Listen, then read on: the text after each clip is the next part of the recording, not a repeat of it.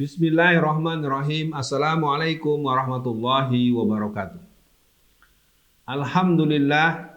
Alhamdulillahi binikmatil iman wal islam wa arsadana bihidayatil Qur'an wa yaj'alana insyaallah minal muti'ina sholihina ila yaumil qiyamah. Asyhadu an la ilaha illallah wa asyhadu anna Muhammadan abduhu wa rasuluh. Allahumma sholli ala Muhammad wa ala ali Muhammad. Amma ba'd. Para pemirsa UAT Channel dimanapun Anda berada, kita pada hari ini berjumpa kembali dalam sebuah sesi biografi para ulama-ulama pejuang yang ada di negeri kita. Tentu perbincangan ini menuntut banyak referensi, menuntut banyak interaksi, menuntut banyak relationship dengan berbagai kalangan. Saya Alfian Tanjung yang paling berkesempatan untuk menyampaikan tentang mutiara perjalanan perjuangan seorang yang bernama Profesor Dr. Hamka. Hamka adalah sosok ulama besar yang masa kecilnya penuh dengan cerita yang sangat romantis. Bahkan beliau berangkat pergi ke Tanah Suci itu bersembunyi di tempat-tempat tumpukan barang-barang ketika dia merasa ingin membuktikan gemblengan dari ayahandanya yang dikenal dengan Aziz Rasul. Dalam sebuah tema Mutiara pejuang-pejuang, ulama-ulama pejuang, kita akan menjelaskan tentang orang yang bernama Hamka. Sebelumnya mari kita tengok ayah beliau yang dikenal dengan Haji Rasul. Adalah Haji Rasul. Sekitar tahun 1942-an atau lebih, sampai 43 atau sebelumnya atau sesudahnya, pemerintah Jepang itu mengumpulkan ulama-ulama se-Sumatera yang dekat dengan Sumatera Barat dan sekitarnya. Lalu telah terkumpulnya ulama-ulama Sumatera itu di sebuah tempat yang telah diatur oleh pemerintah Jepang, maka mereka mengibarkan bendera Hinomaru yang berlogokan gambar matahari. Mereka mengarahkan bendera itu ke arah Jepang. Dan semua orang-orang yang ada di dekat bendera itu diminta untuk melakukan operasi atau prosesi aktivitas yang bernama Seikeire. Proses beribadah menurut keyakinan orang-orang Jepang yang kemudian di luar di masyarakat mengenalnya dengan sebuah prosesi yang punya daya budaya tersendiri. Dalam acara itu, pemerintah Jepang mengumpulkan ulama-ulama. Mereka diminta untuk melakukan tindakan yang dalam Islam dikenal dengan istilah ruku, seperti ruku. Agak menundukkan badan, lebih ke bawah lagi, lebih ke bawah lagi. Semuanya karena dengan ancaman pistol, dengan ancaman senapan, dengan ancaman benda-benda tajam yang membahayakan, semuanya mengikuti. Kecuali ada seorang bapak dengan kumis yang lebat, berdiri dengan mata yang nanar, dengan pandangan yang tajam ke hadapan orang-orang di sekitar itu. Hoi, Anda! Semua orang telah menunjukkan sikap untuk menghadap Hinomaru, prosesi Seikeire, tetapi Anda tetap tegak dengan mata Anda terpancar dengan kuat seperti itu. Kenapa Anda tidak mau ruku? Kenapa Anda tidak mau mengikuti perintah kami untuk menundukkan badan? Hai Jepang, bahwa aku ini tidak mau nanti di hari akhirat akan dikualifikasikan termasuk orang yang musyrik.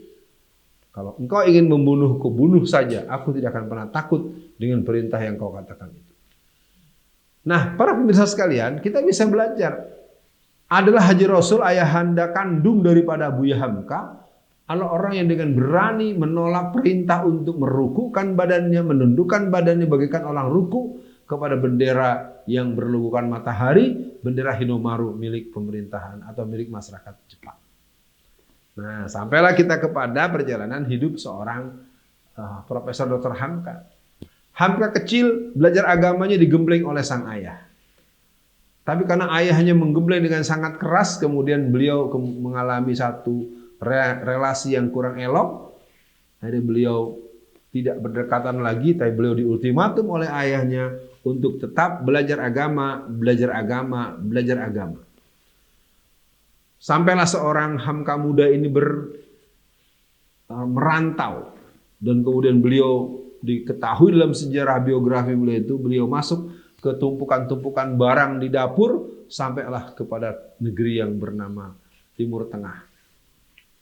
Maka Hamka muda, Hamka remaja belia berinteraksi dengan berbagai cara dan tentunya dengan pertolongan Allah. Akhirnya dia belajar, dan beliau pulang dalam posisi sebagai ulama muda yang punya kapasitas keilmuan, yang mempunyai otoritas dan mempunyai keberanian.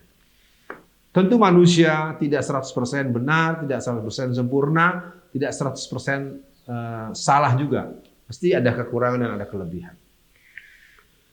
Kalau kita membuka perjalanan sebelum itu, Buya Hamka pernah punya catatan-catatan yang menjadi hal yang perlu kita diskusikan.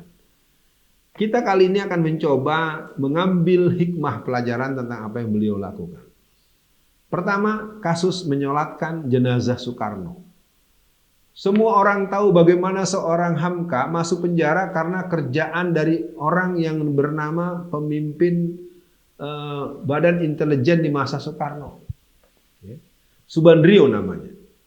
Subandrio dengan sangat sistematis menjebak dengan cara-cara sedemikian rupa persis dengan yang terjadi pada hari ini, membuat akhirnya Profesor Dr. Hamka itu ditangkap dengan tuduhan yang dibuat bermacam-macam. Dari sebagai plagiator, orang yang dianggap menyalin kerjaan sastra orang dan seterusnya. Nah, apa yang terjadi dengan Soekarno yang dialah yang menandatangani proses penangkapan dan pemenjaraan kepada orang yang bernama Natsir pada zaman. Nah, tetapi juga dia juga memenjarakan Hamka.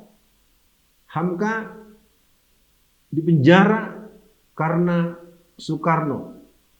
Soekarno telah bersikap sedemikian rupa karena dianggap Hamka melakukan proses penyimpangan dalam permainan politik yang berhadapan dengan beliau. Atas provokasi PKI maka akhirnya orang yang bernama Hamka ditangkap dan dia dipenjara tahun 1964 dengan suasana-suasana penyiksaan yang mengerikan. Dalam sebuah biografinya Pak Hamka pernah bercerita betapa beratnya. Bahkan disebutkan dalam buku Tasawuf Modern beliau atau di buku biografi beliau yang lain, kalaulah tidak iman di dada, kalau tidak karena keyakinan yang kuat pada Allah Subhanahu wa taala, maka hukuman yang diberikan tak sanggup untuk diladeni dan dilayani. Tapi semua orang tahu pada tahun 1972 ketika Soekarno meninggal dunia, semua orang tahu yang menyolatkan jenazah Soekarno orang yang bernama Hamka. Jadi Hamka orang yang pernah dipenjara oleh Soekarno, tetapi dialah yang menyolatkan Soekarno ketika Soekarno meninggal dunia. Itu yang pertama. Sekitar tahun 1970-an, persisnya tahun 75, sudah sampai di masa pemerintahan Soeharto. Pak Harto ada pada posisi penguasa yang punya ambisi dan punya prosesi sedemikian rupa. Maka tahun 1975 dibentuklah MUI, Majelis Ulama Indonesia, yang dikenal sebagai Majelis Ulama Plat Merah. Waktu itu MUI belum ada ketua umum definitif. Maka didiskusikanlah dengan orang-orang dekat Pak Harto atau Pak Harto langsung memberikan inisiatif. Maka dipanggillah salah satunya, diajak bicara salah satunya Pak Hamka. Buya, maukah Buya menjadi ketua MUI? Dia bilang, kenapa harus saya? Kenapa Buya begitu? Karena menjadi ketua MUI itu bagaikan memasak kue bika. Jadi saudara-saudara, para pemirsa sekalian, di Sumatera Barat itu ada satu bentuk penganan yang dimasaknya itu di bawahnya api, di atasnya ada api. Namanya bika, kue bika. Dia punya komposisi yang enak sekali karena dia adalah kombinasi antara terigu, kelapa, dan bumbu-bumbu yang membuat jadi gurih. Namanya kue bika.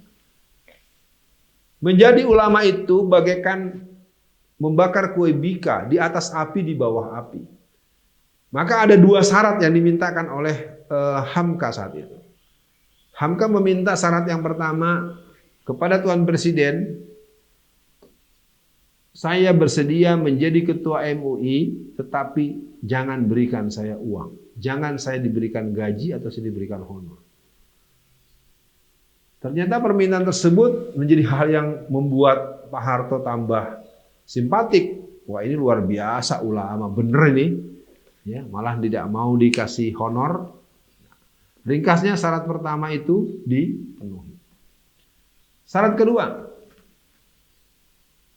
izinkan saya menegur Anda sebagai presiden, menegur Tuan Presiden kalau nanti bertentangan dengan apa yang berhubungan dengan ajaran Islam.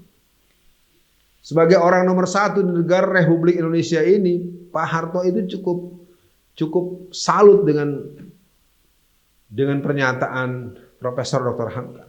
Lalu beliau balik bertanya, kalau saya tidak mengikuti kritikan atau bentuk komplain Anda bagaimana?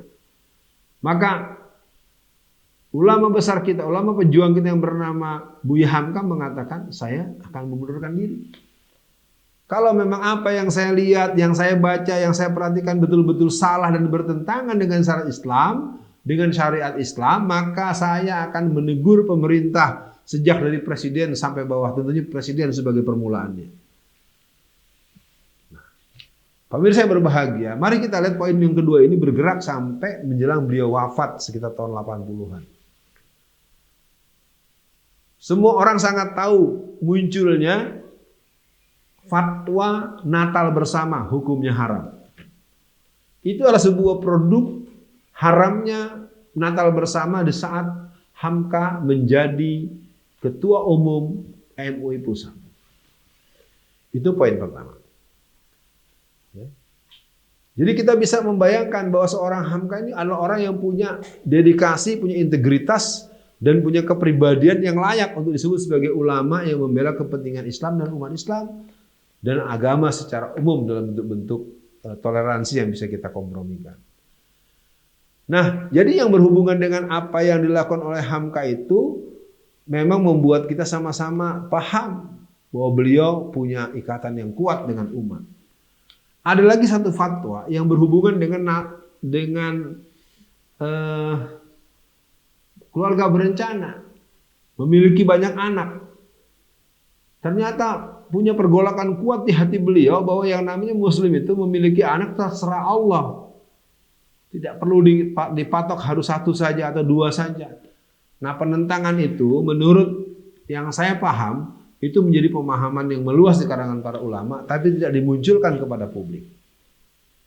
Mungkin di antara kita ada yang pernah berinteraksi dengan Buya Hamka yang kelakuan beliau sangat dipujikan. Sikap-sikap beliau sangat membuat orang-orang terheran-heran karena beliau di masa-masa hidup rumah beliau itu selepas sholat subuh itu akan banyak orang berantri.